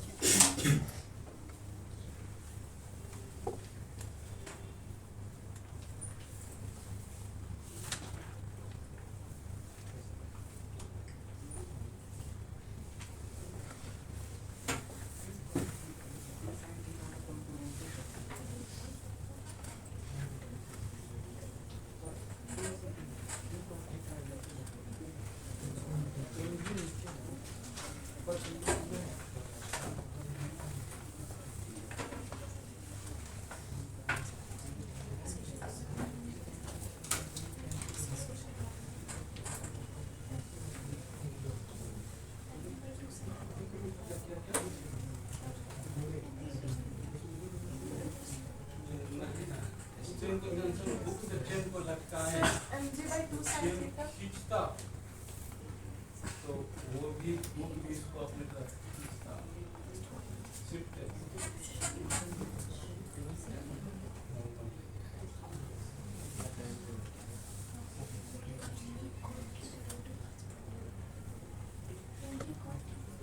हाँ ठीक है।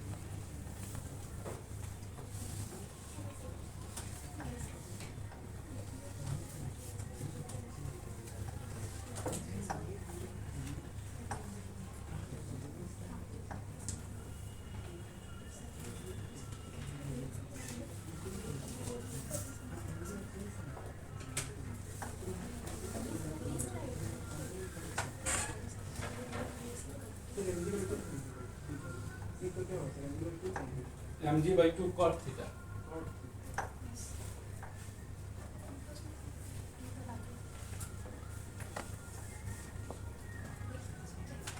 हमको यहाँ का टेंशन चाहिए ना, तो पहले यहाँ पर इसको एक्सटर्नल तो बनाओ, जिसका वैल्यू निकालना है। ये चेन है, ए से स्टार्ट हुआ सी तक। क्या ये कहीं मूव कर रहा है क्या? इक्विलिब्रियम है। इधर तो क्लियर हो गया कि टी लग रहा है, टी है, और ई एंगल है थीटा, ये भी क्लियर है, टी निकाल चुका। तो इस टी का दो कंपोनेंट है,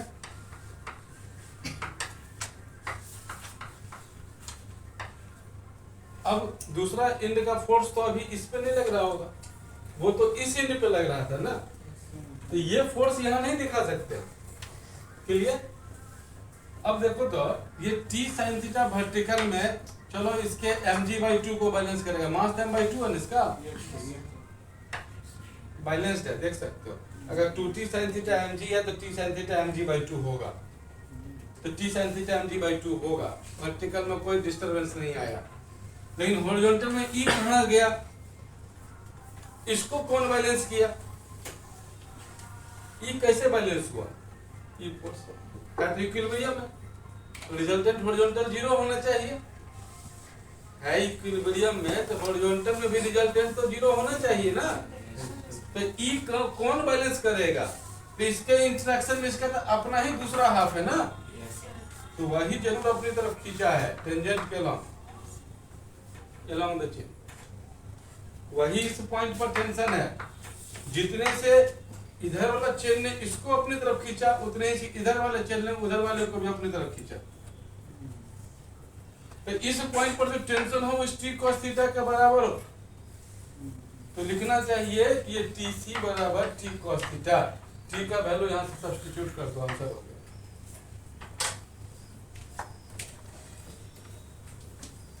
तो उसको तो वहाँ पे भी सब्स्टिट्यूट कर सकते हैं।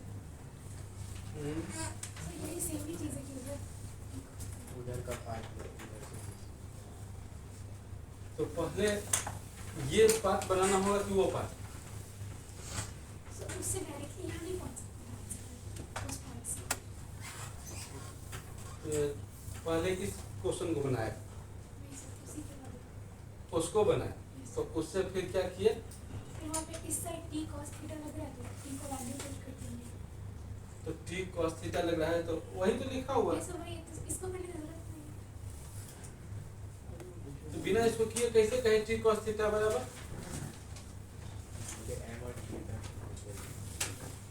बिना इसको किए क्या, क्यों टी cos थीटा होना चाहिए यहाँ पे, ये टी cos थीटा है, ठीक है, ये पार्ट बन गया, तो यहाँ टी cos थीटा ही होगा, ये कैसे एक्सप्लेन किए, तो उसका ही तो ये एक्सप्लेनेशन हुआ, और फिर बताया कि टीसी कुछ और नहीं, वही टी cos थीटा है, तो तुम जो बोले कि टी cos थीटा होगा, उसका एक्सप्लेनेशन ये,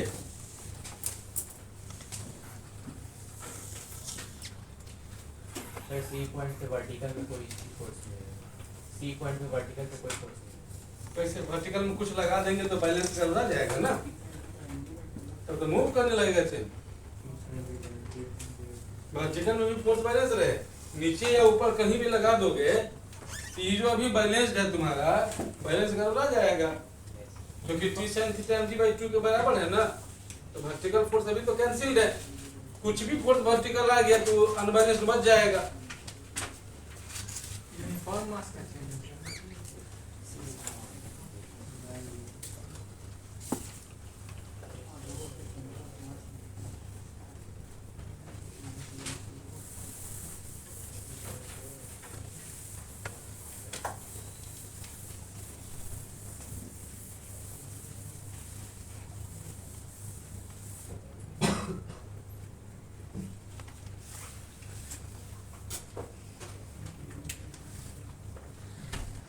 ये सब बहुत आसान आसान सा क्वेश्चन लिख दो लेते हैं, तुम लोग से बन जाएगा।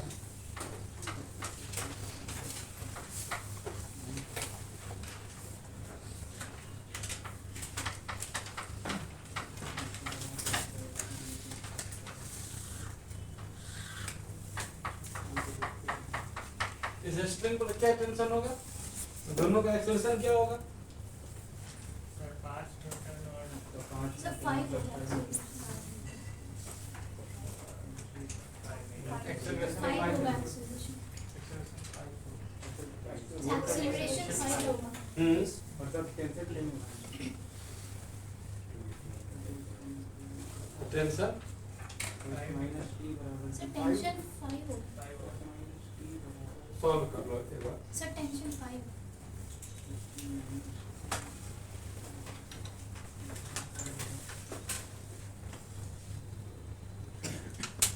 5 नहीं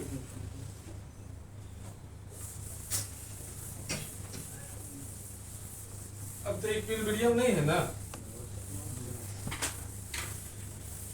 तो फोर्स के डायरेक्शन में एक्सीलरेशन होगा।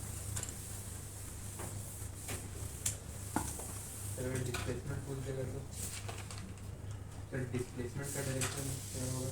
अगर डिस्प्लेसमेंट इनिशियली रेस्ट से शुरू किया तो खींचोगे जिधर उधर ही जाएगा। तो मतलब जिस डायरेक्शन में एक्सेलरेशन हो रहा है उसी डायरेक्शन अगर इनिशियल वेलोसिटी 0 हो तो ऑब्वियस है कि एक्सेलरेशन की डायरेक्शन में डिस्प्लेसमेंट होगा।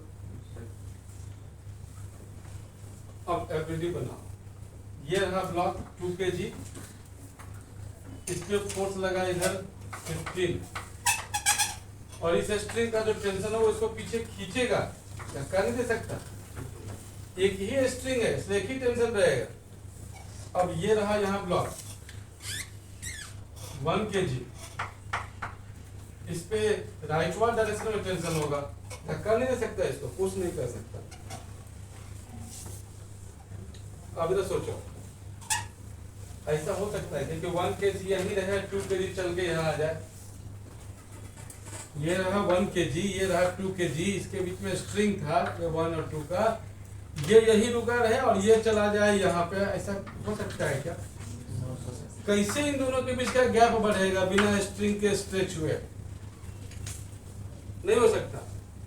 ये भी नहीं हो सकता कि 1 चले लेकिन 1 चले 1 मीटर, 2 चले 5 मीटर। कैसे इन दोनों के बीच का गैप बढ़ जाएगा?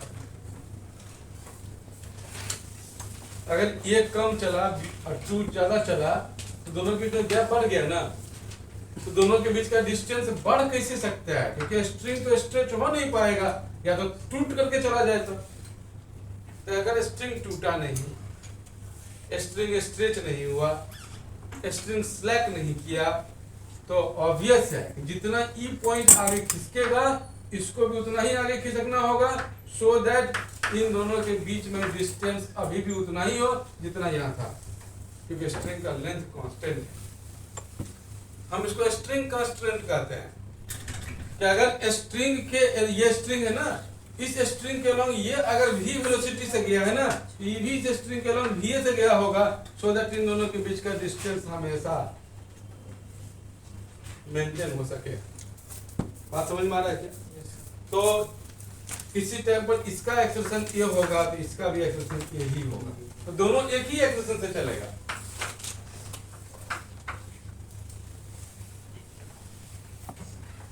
अब इस 2 kg के ब्लॉक के लिए देखो, एक्सीलरेशन जिस डायरेक्शन में होगा फोर्स उसी डायरेक्शन में होगा। एक्सीलरेशन इस ब्लॉक का राइटवर्ड है तो फोर्स भी राइटवर्ड में लिखो, तो राइटवर्ड फोर्स 15 है लेकिन टी उसके उल्टा में है, तो माइनस कर दो, रिजल्टेंट यही होगा। ये रिजल्टेंट फोर्स हुआ राइट में, इसी के कारण ये एक्सीलरेशन है। तो इस फोर्स का वैल्यू होना चाहिए मास गुने एक्सीलरेशन। इस ब्लॉक को देखें, इस ब्लॉक का एक्सीलरेशन राइटवर्ड है, एक ही तो फोर्स है राइटवर्ड में टी, तो इस टी का वैल्यू होना चाहिए, इसी टी के कारण ये एक्सीलरेशन हुआ है, मास इनटू एक्सीलरेशन। दो इक्वेशन बना, टी फाइंड किए, ए फाइंड किए, दो इक्वेशन बना, टी फाइंड कर लिया और ए फाइंड कर लिया, दोनों 5 आता है यहाँ पे ना।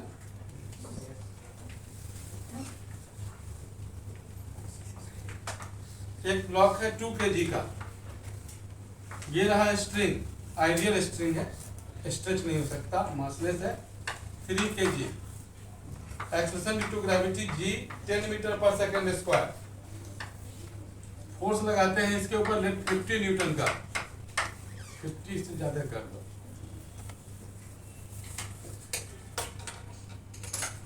70 न्यूटन का। स्ट्रिंग पर क्या टेंशन होगा, दोनों ब्लॉक का क्या एक्सेलरेशन होगा। स्ट्रिंग पर टेंशन फाइंड करना है और दोनों ब्लॉक का एक्सेलरेशन फाइंड करना है। सर एक्सेलरेशन 4 हाँ,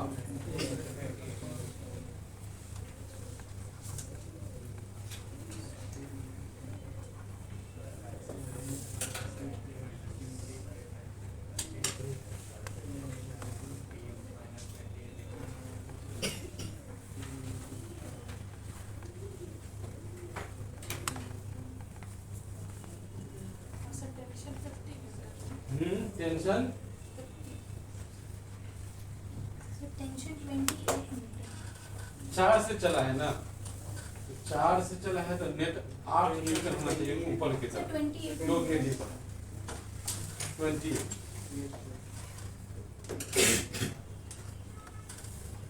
क्योंकि 3 kg में तो mg और t दोनों लगते हैं, तो नीचे में तो उसको दोनों लगते 2 kg अगर एक्सलेशन तुमको पता चल गया तो 2 kg के मास को देखो ऊपर की तरफ खींचने वाला कौन फोर्स है? हैं। तो 2 kg का ब्लॉक अपवर्ड में 4 से चल रहा है तो नेट फोर्स 2 kg पे क्या होना चाहिए? ये जो 2 kg का ब्लॉक है ये बताया तुमने कि 4 मीटर पर सेकंड स्क्वायर से आ रहा होगा। Yes sir. तो इस पर में नेट फोर्स का वैल्यू क्या होना चाहिए? मास गुना एक्सीलरेशन। 8 न्यूटन वर्टिकल में नेट फोर्स होना चाहिए। तो 20 नीचे है तो ऊपर कितना होना चाहिए? वही टेंशन है।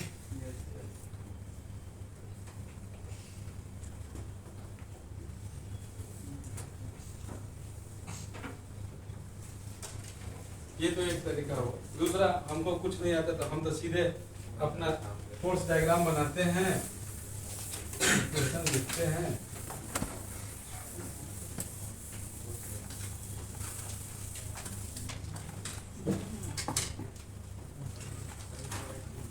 इस 3 kg पे टेंशन नीचे लगेगा, 2 kg पर वही टेंशन ऊपर लगेगा, 3 kg का वेट नीचे होगा, 2 kg का वेट नीचे होगा, 2g होगी। जिस एक्सेलरेशन से ये ऊपर जाएगा उसी एक्सेलरेशन से ये भी ऊपर जाएगा। तो इसके लिए लिखा ऊपर की तरफ एक्सेलरेशन है तो ऊपर की तरफ फोर्स क्या है? तो 70 P और 3g उल्टा में है।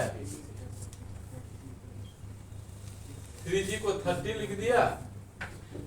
मास है, इसका वैल्यू होना चाहिए मास गुना एक्सीलरेशन लेट ए। और 2 kg के लिए कहा ऊपर एक्सीलरेशन ए है तो ऊपर फोर्स देखे T और 20 तो नीचे है डाउनवर्ड अपोजिट में, 2 एक्सीलरेशन इसका भी है, जोड़ दिया दोनों को तो T तुम्हारा कट गया, A मिल गया। A का वैल्यू किसी इक्वेशन में रख दिया तो T मिल गया।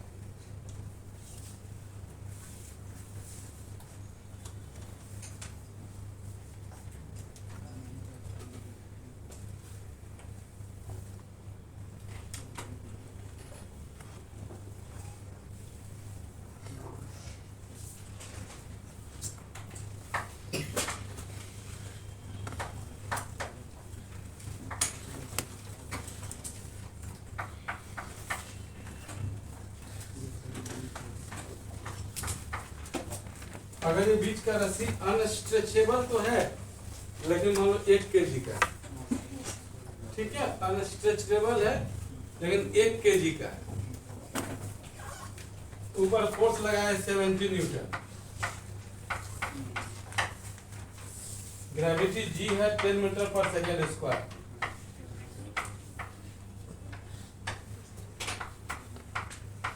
इस रोप के मिड पॉइंट पर क्या टेंशन होगा?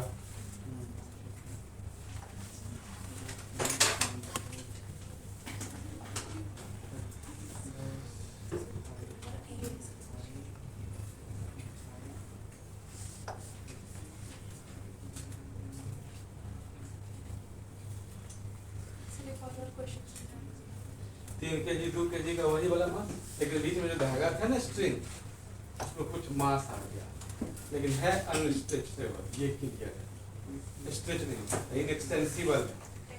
टेंशन मिड पॉइंट पे चाहिए, रोप के मिड पॉइंट पर। इस रोप के मिड पॉइंट पे क्या टेंशन होगा ये फाइंड।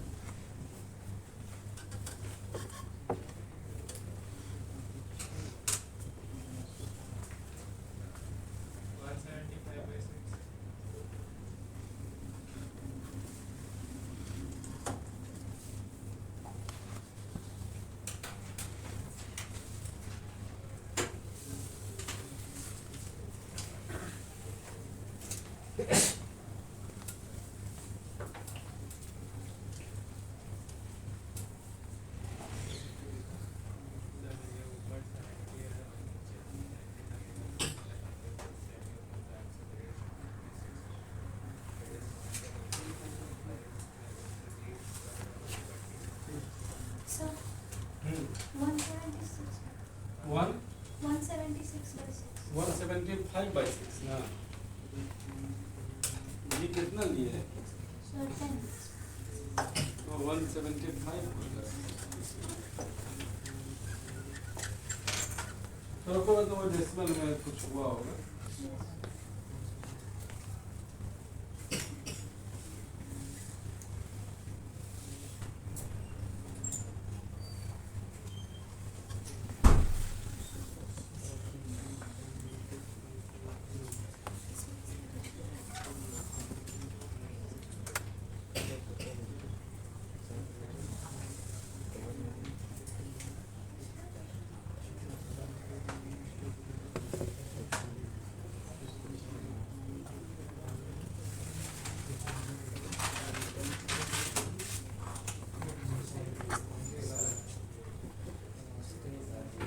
Yes.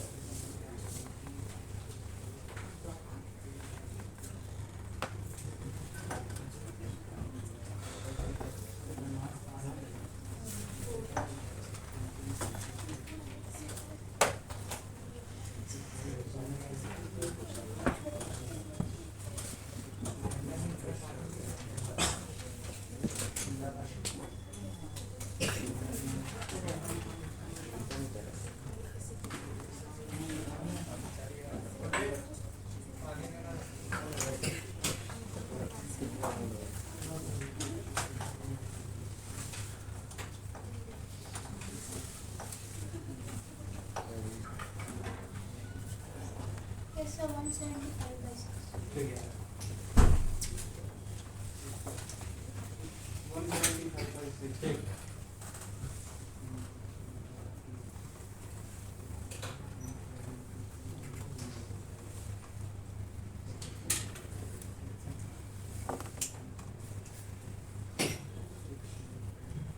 देखिए लॉजर मोशन का LCM कितना है।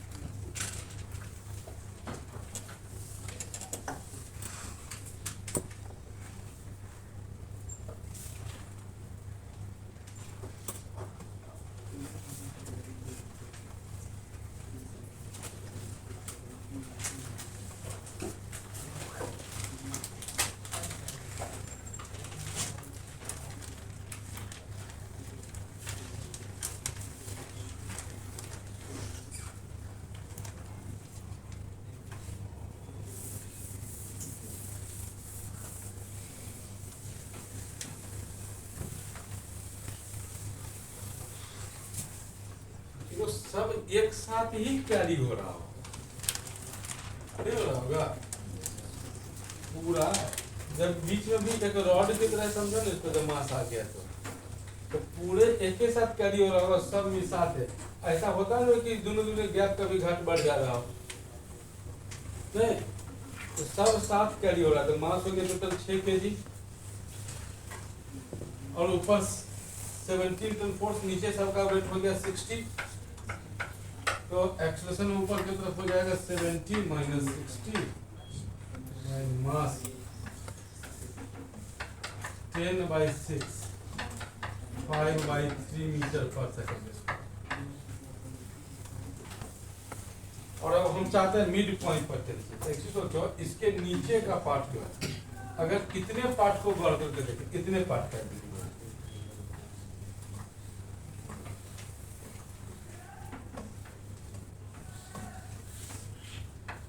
कितने पार्ट का मास होगा? ½ kg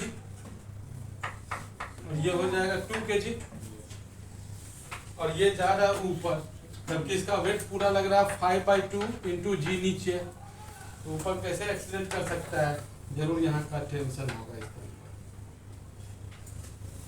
पर। इस पॉइंट पर जो रस्सी पर टेंशन होगा वही इसको ऊपर ले जा रहा होगा, तो लिखना चाहिए G माइनस 5G/2 बराबर मास 5/2, एक्सलेशन इज 5/3 T मिल गया।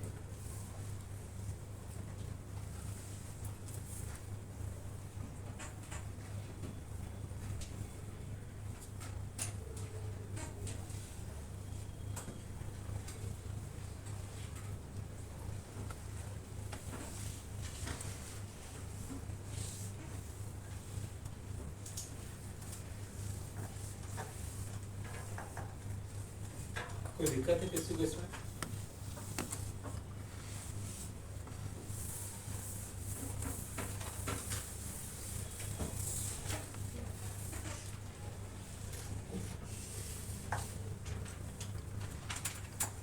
ये एक पुली है, और ये फिर पुली तो सब लोग देखे हैं।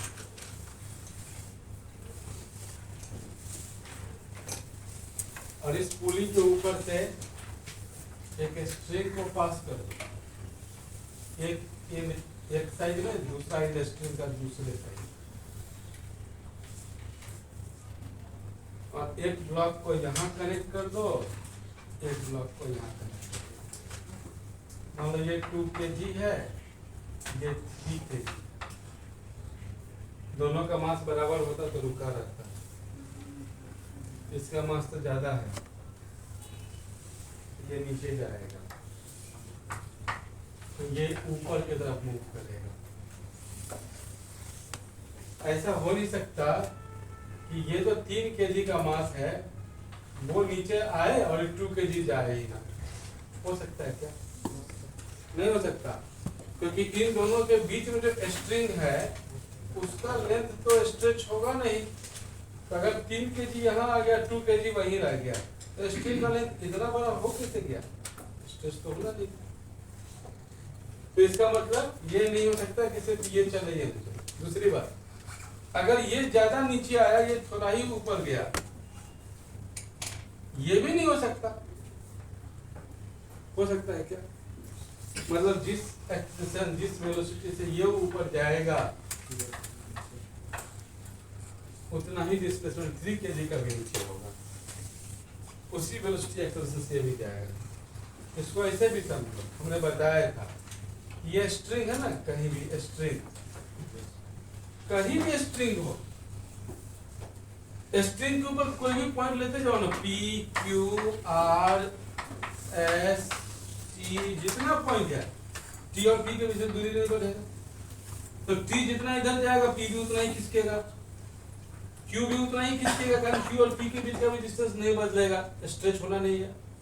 तो स्ट्रिंग के ऊपर जितना पॉइंट होता है ना, वो स्ट्रिंग के डायरेक्शन में सब एक ही स्पीड से चलता रहता है। अलोंग द स्ट्रिंग, स्ट्रिंग के हर पॉइंट का वेलोसिटी सेम होता है। स्ट्रिंग के अलोंग जो पॉइंट P का स्पीड रहेगा उसी स्पीड से Q भी चल रहा होगा, उसी स्पीड से R भी चल रहा होगा, उसी स्पीड से S भी चल रहा होगा, उसी स्पीड से T, स्ट्रिंग के अलोंग सब एक ही स्पीड से खिसक रहा होगा, तभी तो 2 पॉइंट के बीच में दूरी हमेशा मेंटेन रहेगा, स्ट्रिंग कहीं भी जाए। तो along the string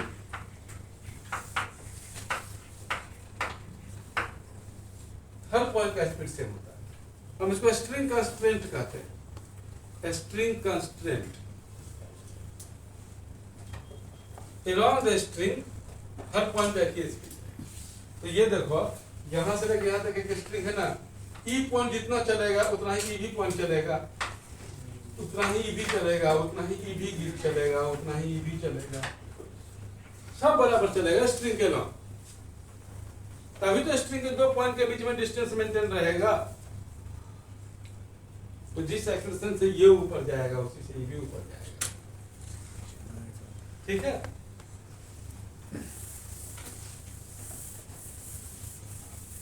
कहीं मान लो ऐसा हो मान लो ये एक स्ट्रिंग है और ई वाला पॉइंट ए है और ये वाला पॉइंट बी है, ये चल रहा है इधर की तरफ वी ए से और ये जा रहा है इधर वी बी से। मान लो ये एंगल थीटा है, तो स्ट्रिंग के एलोंग हर पॉइंट सेम स्पीड से चलेगा।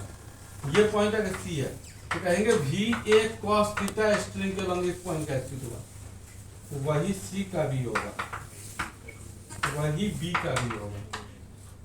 Along the string her point same speed से चलता है।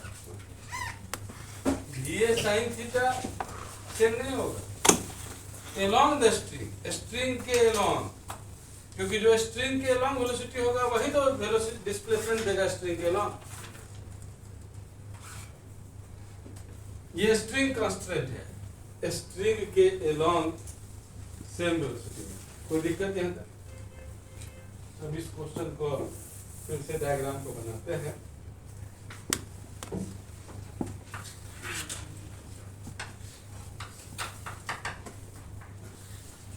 और जैसे हम स्ट्रिंग बनाते हैं स्ट्रिंग को वैसे ही बनाएंगे, कोई ऐसे नहीं बना देना। अगर या कोई ऐसे मत बना देना स्ट्रिंग। अच्छा बताओ, ये स्ट्रिंग गया फिर यहाँ कैसे आया?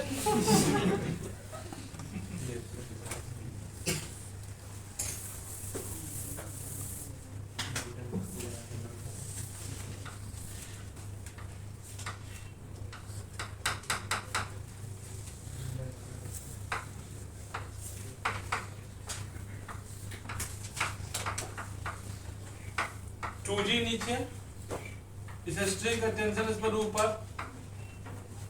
इस पे 3G नीचे, इस पे टेंशन ऊपर। एक ही स्ट्रिंग है यहां से तक, इसलिए एक ही टेंशन। अब जो हैवी ब्लॉक है नीचे जाएगा जिस एक्सेशन से, ये ऊपर जाएगा। अगर गलती से हम इसका ए ऊपर और इसका ए नीचे मान भी दिए ना तो ये निगेटिव में आ जाएगा।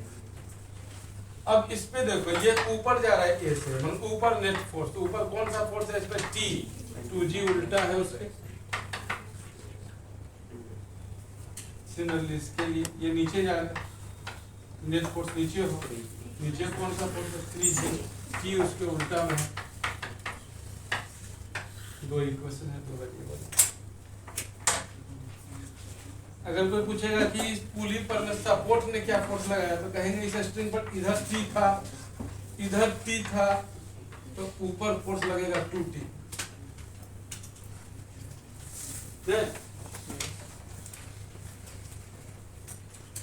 तो जो LCA1 है ना, LCA1 उसको बना लेना,